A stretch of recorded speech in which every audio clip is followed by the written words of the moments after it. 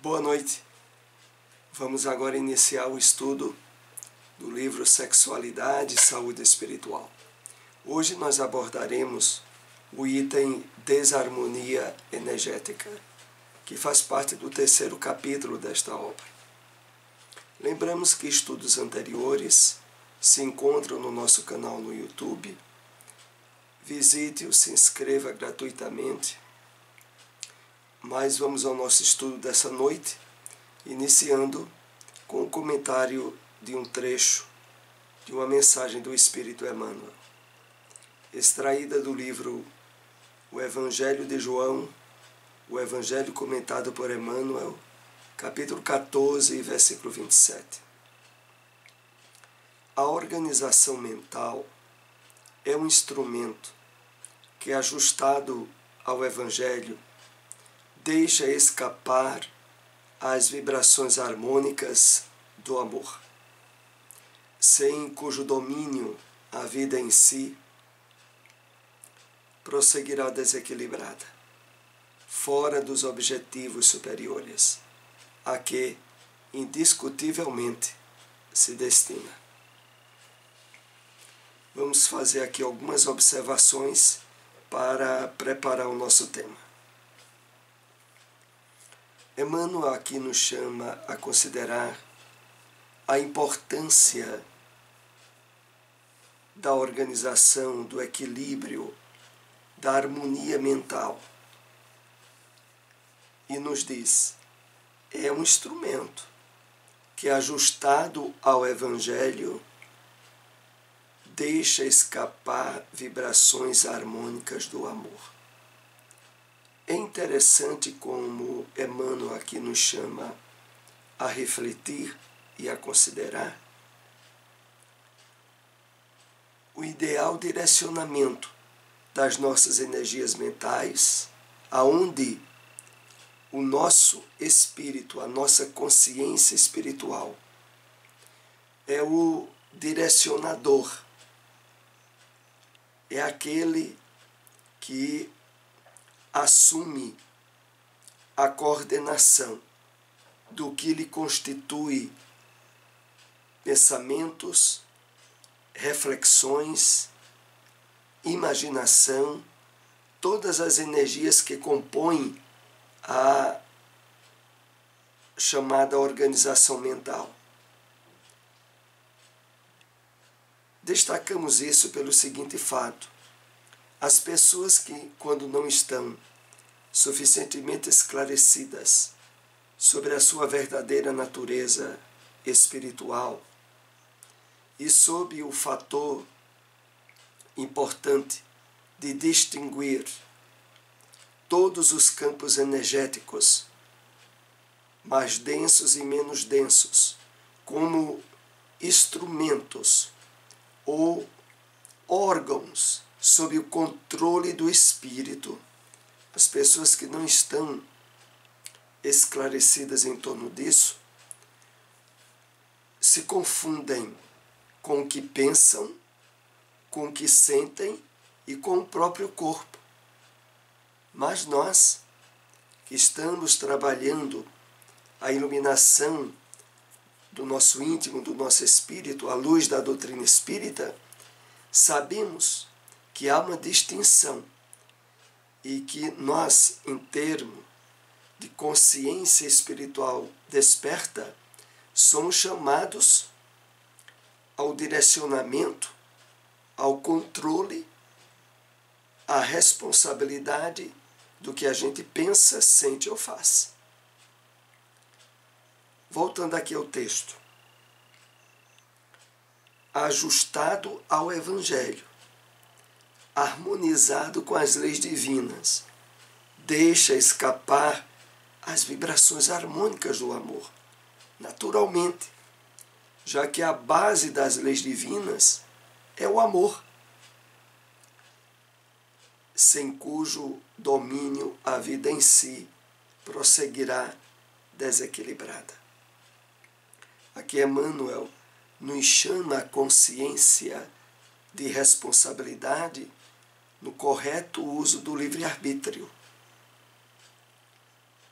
Porque quando isso é estabelecido por nós, nós nos tornamos instrumentos da vida e dos benfeitores espirituais na extensão e fortalecimento da harmonia com as leis de Deus, da qual o amor, como dissemos, é o alicerce maior.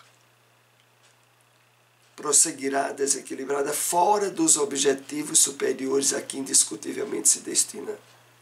Por isso, todos nós somos chamados a sermos coparticipantes com a espiritualidade benfeitora da implantação do reino de Deus entre nós. Claro que, preliminarmente, precisamos estabelecer dentro de nós para que se expresse fora. Mas aqui o que Emmanuel deseja destacar e que voltamos a frisar é esse papel organizador, direcionador que espiritualmente nós somos chamados a exercer na nossa casa mental. Então, o nosso tema hoje, que tem tudo a ver com isso que estamos comentando, é desarmonia energética. Vamos saber por quê. A sociedade atual, dentro da sua visão materialista, não se atinou ainda para a importância das energias contidas nos pensamentos, palavras, sentimentos e ações. O ato de pensar é energia que emana de nosso cérebro físico e perispiritual. Então, esse é o primeiro parágrafo que inicia esse tema que está no capítulo 3 do livro Sexualidade e Saúde Espiritual.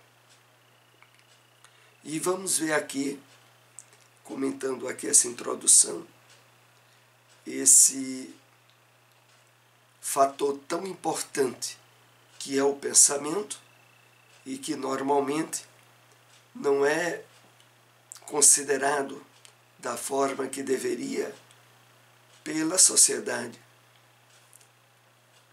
Nenhuma surpresa, já que vivemos ainda num mundo estabelecido no materialismo. Então, esse mundo e as pessoas que interagem com ele de forma materialista não atinou, não despertou ainda para a importância das energias contidas nos pensamentos, palavras, sentimentos e ações. O espírito André Luiz, no livro Evolução em Dois Mundos, já nos chamava a atenção para considerar o pensamento como fomentador da matéria mental. Matéria porque é a solidificação da energia. Matéria mental, energia espiritual.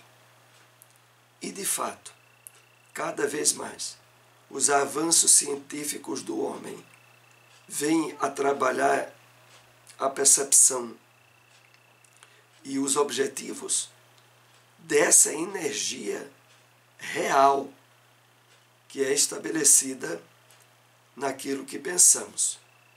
Então, o ato de pensar é energia que emana de nosso cérebro físico e perispiritual. E por isso o Espiritismo nos chama tanto a responsabilidade por aquilo que alimentamos no nosso pensamento. Porque, de fato, aquilo que alimentamos mentalmente tem um subsídio resultante no mundo das formas, no mundo material. Ao emitirmos um pensamento, dependendo do seu teor, ele vai ter um determinado peso energético e agir em nós e ao nosso derredor, como fonte de harmonia ou de desarmonia. Então, como comentamos na introdução do nosso estudo, na mensagem de Emmanuel, é preciso trabalharmos o pensamento que habitualmente fomentamos na nossa mente como sendo um instrumento, um objeto do espírito. Por isso, o espírita esclarecido, ele não vai alimentar um pensamento qualquer que lhe chegue à mente por achar e não saber discriminar se o pensamento é bom ou mau, se origina nele ou se vem de uma fonte externa a ele. Não. Nós somos chamados à criteriosa seleção de tudo aquilo que vem à nossa mente. Porque no momento em que nós sustentamos e alimentamos aquele pensamento, somos totalmente responsáveis pelo resultante dele. Então, ele tem um determinado peso energético. Pensemos e entendamos que o pensamento deve ser visto como energia, e que de fato ele é.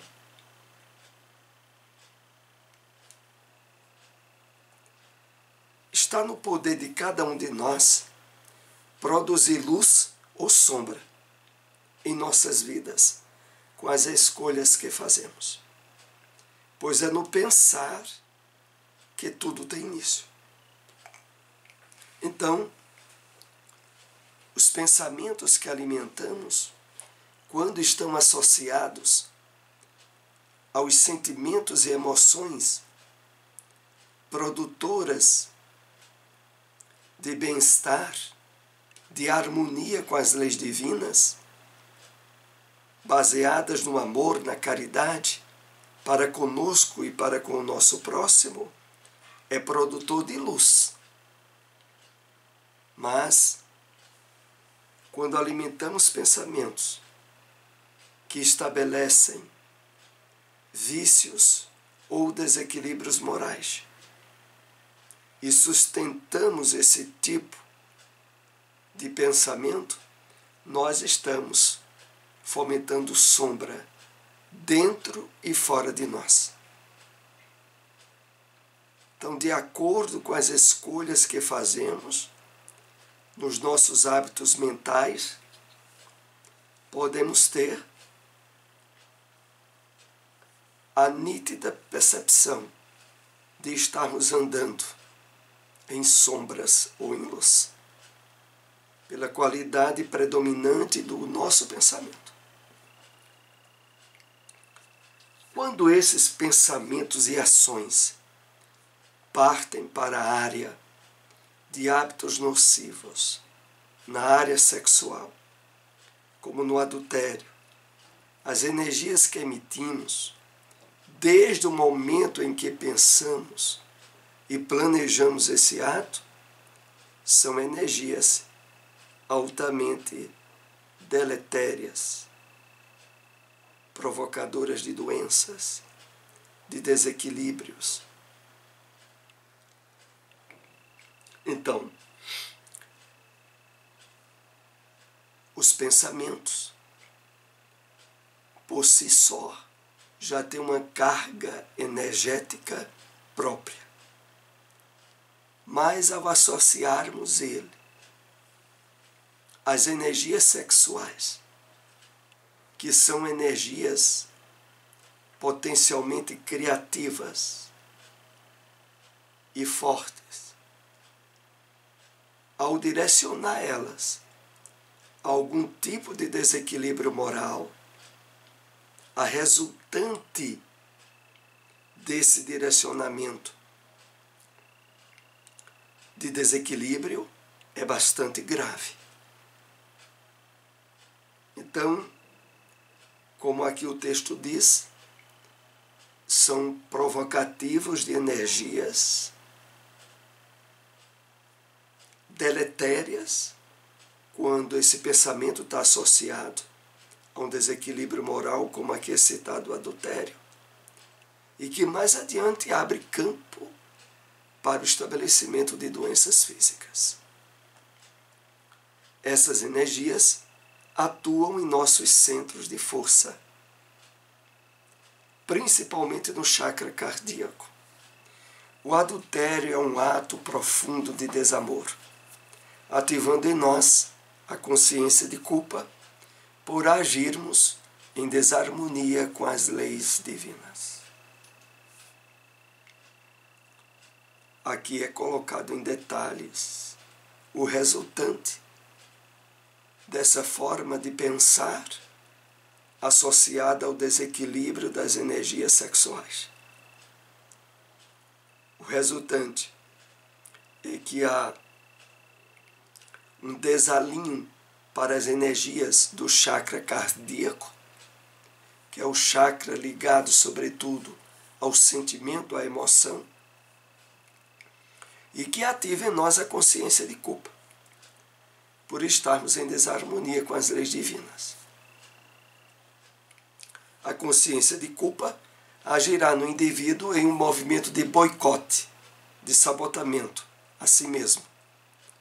Esse sentimento leva o ser a uma profunda desconexão com Deus, desarmonizando profundamente seu corpo perispiritual, bloqueando o sexto e o sétimo chakras. Aí a gente vê o potencial incisivo de desequilíbrio das energias mentais associadas às energias sexuais em desequilíbrio. Primeiro atinge o centro de força cardíaco, depois o frontal e o coronário, que é o sexto e sétimo chakras. O chakra associado à intuição, à transcendência.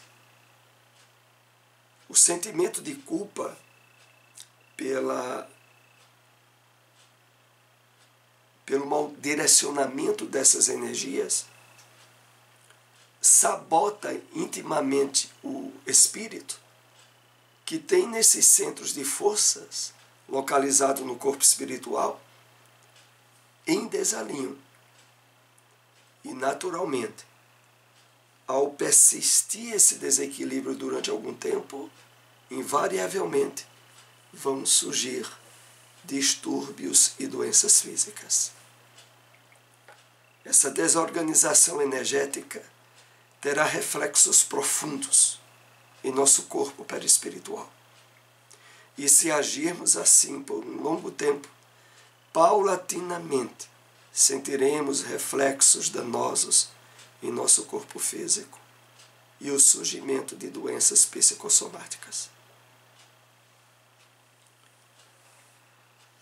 Bom, é uma bagaceira de doenças que vão se dar desde o acionamento do pensamento pelo espírito, de forma conflitiva com as leis divinas, associadas às energias sexuais em desalinho, e as consequências posteriores aos centros de força, resultando, na medida que o tempo passa, ao longo do tempo, reflexos danosos no corpo físico e no surgimento de doenças psicossomáticas. Lembrando aqui que as doenças psicossomáticas, caracterizadas sobretudo pelo fato de se estabelecer, a princípio, no campo mental, com reflexos, muitas vezes aparentes, de doenças físicas, que dá campo ao surgimento dos chamados hipocondríacos. de se julgar com doenças sem de fato fisicamente ainda não tê-las, mas elas já estarem atuando no seu psicossoma, resultando depois, muitas vezes, na própria doença física estabelecida.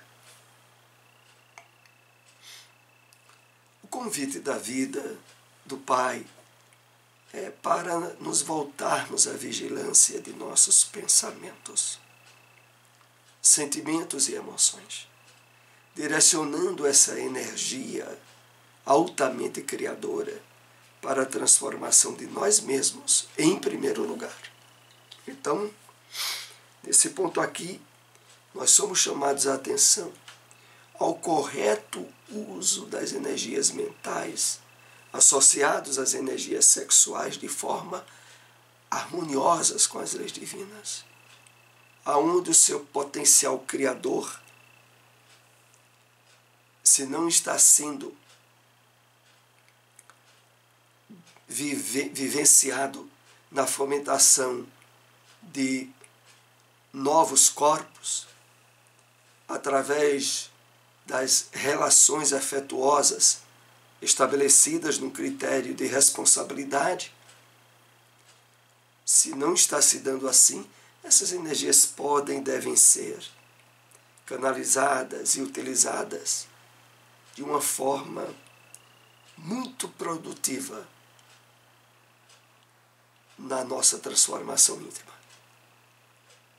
no estabelecimento ideal dos esforços de renovação moral, de abertura aos trabalhos, tanto na área da meditação, na área da mediunidade, na área da vivência da caridade de uma forma mais extensiva, aonde essas energias estarão sendo ao mesmo tempo canalizadas e provocando certos estados de júbilo espiritual naqueles que se tornam seus instrumentos. E também com o outro, primeiro consigo mesmo, na autotransformação, e depois com o outro no dia a dia, no consolo de uma palavra amiga bem direcionada, no olhar que sustenta e apoia, no estender a mão a quem necessita de orientação, na amorosidade em família, na criação artística, na mediunidade que socorre. Todas essas áreas em que podemos estar vivenciando de forma saudável as energias do pensamento, as energias genésicas, fomentando na harmonia com as leis divinas o ideal equilíbrio físico, psíquico e espiritual nosso. É nesse sentido que esse estudo nos direciona. Agradecemos a todos que nos acompanharam. Se possível, compartilhem essas informações. Até o próximo estudo. Uma boa noite para todos.